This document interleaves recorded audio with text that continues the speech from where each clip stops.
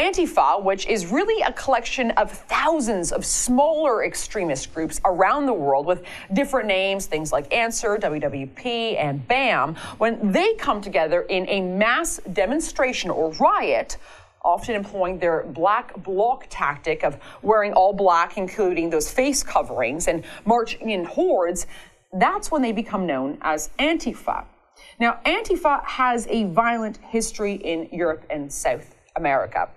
However, it had largely been unknown in the U.S. until very recently. It's once a bunch of them started beating up Trump supporters, setting cars on fire, pepper spraying senior citizens, belting women with eggs and mace that, well, it kind of got on the continent's radar.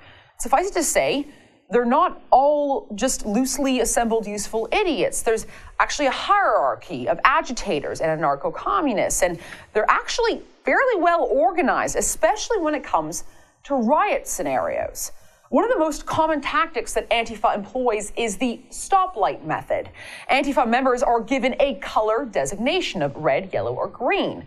Reds are willing to commit illegal activities. Yellows are not, but they work to disguise the reds, blocking the police or anyone else who would try to apprehend the criminal. Meantime, greens are just your basic low information people who show up and aren't really in on the tactics. When a red commits an illegal act, he will run into the crowd of greens to disappear before the police can identify him.